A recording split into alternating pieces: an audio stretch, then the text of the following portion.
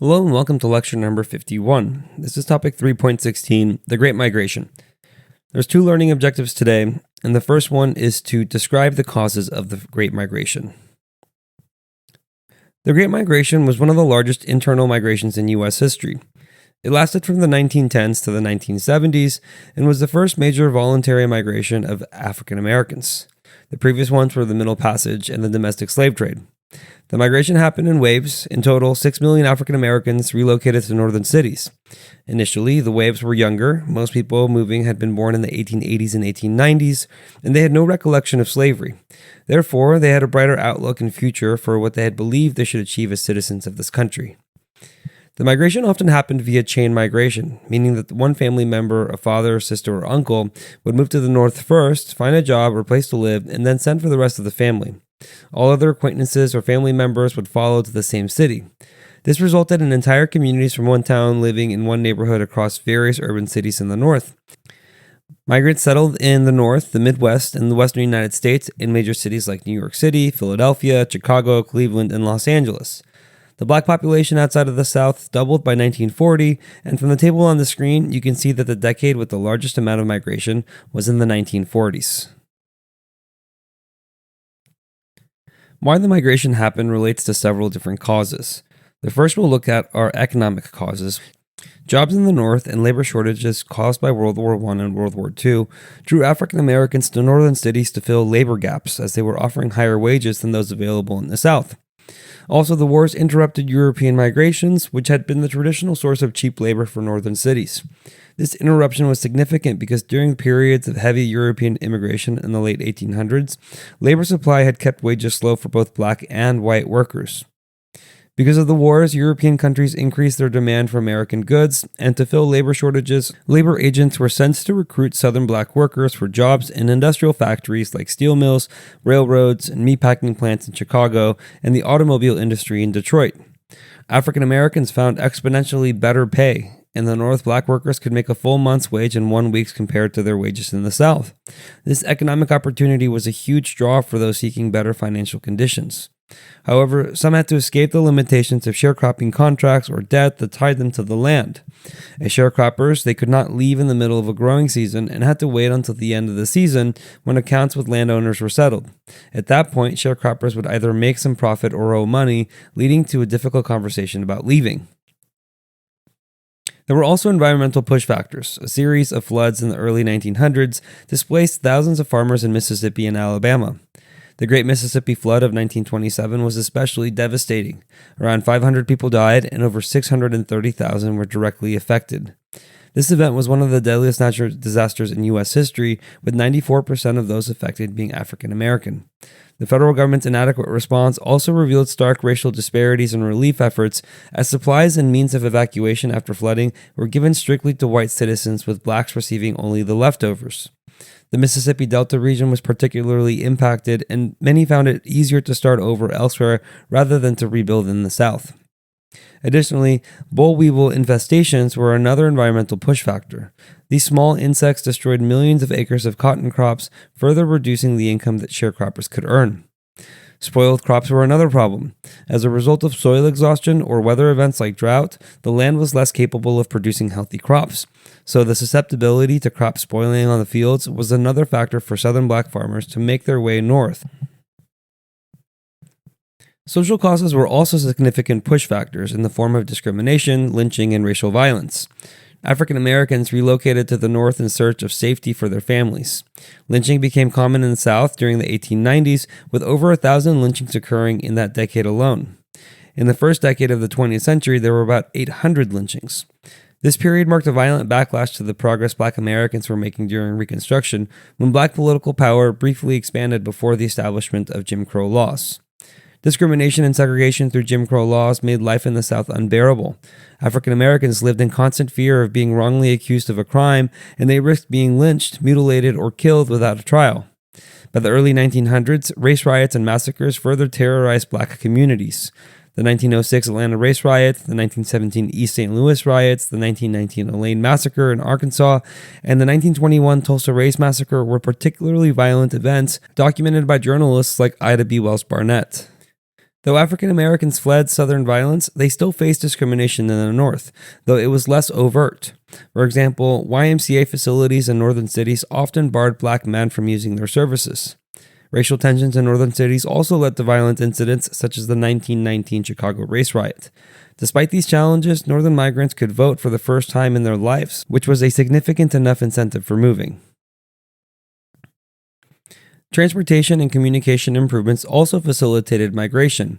The expanding railway system offered cheaper travel, with new routes connecting southern and northern cities.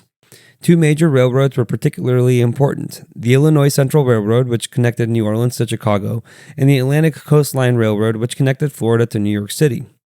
These railways played a crucial role not only in transporting people but also fostering cultural connections between the North and the South. Northern black newspapers like the Pittsburgh Courier and the Chicago Defender actively promoted migration by printing stories of people who had successfully made the move. Black railroad workers such as Pullman porters brought these papers to the South to encourage further migration. The second learning objective is to explain the impact of the Great Migration on black communities and American culture. The destination of black migrants often depended on the region of origin. For example, those from the East Coast, like the Carolinas and Virginia, often moved to cities like Washington, D.C., Philadelphia, or New York City. Migrants from Alabama, Georgia, and Mississippi frequently went to Pittsburgh, Cleveland, or Detroit, while those from the Mississippi River region, such as Louisiana and Arkansas, headed to Chicago. These migration patterns were also shaped by historical trade routes and pre-existing transportation networks. The migration transformed American cities, often doubling the percentage of black residents. Some cities had little or no black populations before the Great Migration.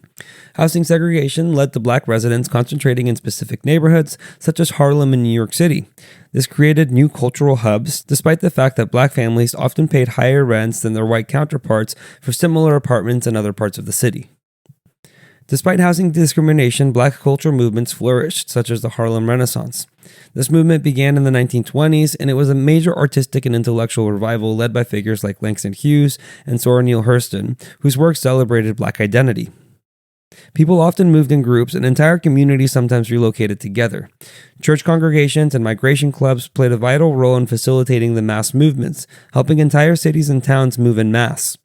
Migrants brought their religious faith with them, which was central to maintaining their sense of community and identity in unfamiliar northern cities. For example, the Azusa Street Church in Los Angeles was helpful in the spread of Pentecostal movements. The Azusa Street Revival of 1906, led by African-American preacher William J. Seymour, is widely considered the birth of the modern Pentecostalism, which soon spread across the nation as migrants carried their new faith to northern cities. Migrants usually maintained a strong connection with the South. They visited family members, sent money back home, and stayed in close contact with their communities. This continuous interaction created a shared culture among African American communities across the country. This trans-regional connection was important as it helped solidify a sense of collective identity and solidarity among African Americans, leading to a rise of influential political and cultural movements such as the Civil Rights Movement. By sending remittances and maintaining cultural practices, Southern traditions influenced the developing urban black culture in northern cities, while urban experiences began to reshape Southern life. This ongoing exchange helped to bridge regional divides and created a unified African American culture that was distinctly national in its reach. The shift from rural to urban living changed Black Americans' lifestyles, especially in terms of leisure. They embraced the entertainments of cities, with jazz clubs and theaters becoming important spaces for cultural expression. However, overcrowding in black neighborhoods often led to issues like crime, prostitution, and the spread of disease such as tuberculosis. Black Southerners forged new connections to their northern environments in various ways. One of the most significant changes was how they engaged in leisure activities. Previously in the South, outdoor activities were often limited to working in the fields. However, after migrating north, they began to enjoy nature and the outdoors in a new way. Public parks, beaches, and other recreational spaces became central to leisure activities for black migrants, offering them opportunities to relaxation and community gatherings that had been rare or inaccessible in the rural South. Additionally, the rise of organized sports leagues in northern cities provided another avenue for recreation and community building. Migrants could join leagues to play football or baseball, two sports that were gaining popularity in the early 1900s.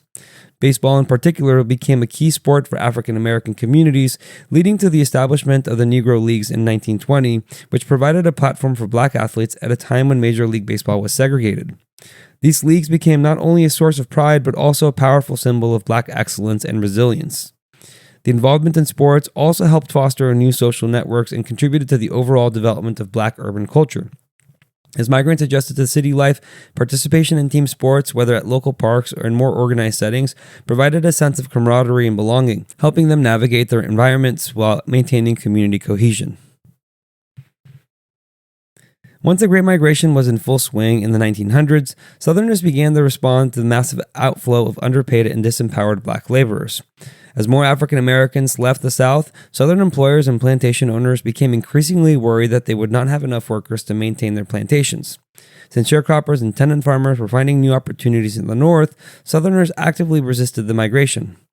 One of the strategies used by the Southern employers was to impose restrictions on labor agents who came to recruit Black workers. These agents were required to obtain licenses, and in some cases, local authorities forced them out of town or arrested them for soliciting workers. Additionally, Black individuals who were planning to leave were targeted with unjust arrests or under labor or vagrancy laws. Local officials would sometimes enforce rules about fulfilling the length of a sharecropping contract, or they would simply jail people to prevent them from catching their trains to the north. Despite these obstacles, many African Americans managed to leave, but not without considerable effort and risk. Interestingly, as more African Americans left, conditions in the South improved slightly for those who remained. The scarcity of labor forced some white Southerners to treat the remaining Black workers a bit better, offering slightly improved conditions in an effort to keep them from joining the migration northward. This was a marked shift from the rigid social order maintained under Jim Crow, showing the power of labor mobility in disrupting oppressive systems. Nonetheless, the overall inequality and exploitation continued, even if slightly alleviated for some.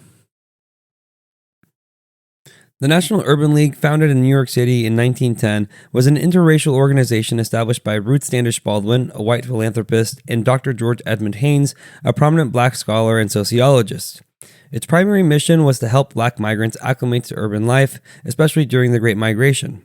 Before the founding of the National Urban League, Black migrants primarily relied on independent Black settlement houses for assistance. These houses struggled to gain support from mainstream organizations like the YMCA and YWCA, which maintained segregationist practices at the time. The social workers at the National Urban League played a crucial role in helping newcomers secure housing and jobs. They provided housing referrals and supported Black-owned housing initiatives, enabling migrants to avoid the barriers of racial discrimination in the rental market. The League's approach represented a shift from charity to empowerment, emphasizing self-reliance and community building as a central tenet of their work. As the 20th century progressed, the National Urban League evolved into a major civil rights organization. One of its early significant actions was supporting A. Philip Randolph's idea for a march on Washington in 1941. This march was planned to protest discrimination in the war industries, which continued to exclude or marginalize Black workers despite the ongoing demand for labor during World War II. This pressure led President Franklin D. Roosevelt in issuing Executive Order 8802, prohibiting racial discrimination in defense industries, the first major federal action to promote equal employment opportunities. Although the 1941 march was called off after Roosevelt's action, the spirit of the movement persisted, and the idea eventually came to fruition with the iconic 1963 March on Washington. At that time, Whitney Young, then president of the National Urban League, played a key role. In the famous photograph seen on the screen, you can see Young seated with other civil rights leaders, including A. Philip Randolph, Martin Luther King Jr., Roy Wilkins, and John Lewis, showing the close collaboration among these historic figures. During the civil rights movement, the National Urban League worked directly with the Southern Christian Leadership Conference, the SCLC, and other civil rights organizations to promote equality and justice. Unlike some other civil rights groups that focused on direct action and protest, the Urban League stressed economic empowerment, job training, and advocating for systemic reforms in employment and housing policies. This complementary approach between organizations allowed the civil rights movement to tackle racial injustice from multiple angles, creating broader, lasting change in American society. All right, and finally for the recap, the Great Migration lasted from 1910 to the 1970s, with over 6 million African Americans moving north. The causes included better working opportunities, less discrimination, environmental factors, and improved transportation. Black populations in northern cities doubled, creating cultural movements, and although migrants faced challenges, they adopted and transformed their new environments. Finally, the National Urban League played a significant role in helping migrants transition to urban life, contributing to broader civil rights efforts. Thank you for watching. If you would like to watch the next lecture, click the thumbnail on the screen. And if you would like more resources to help you study, you can visit apushslides.com/AFAM. I wish you the best of luck with your studies, and I hope to see you back on the next lecture.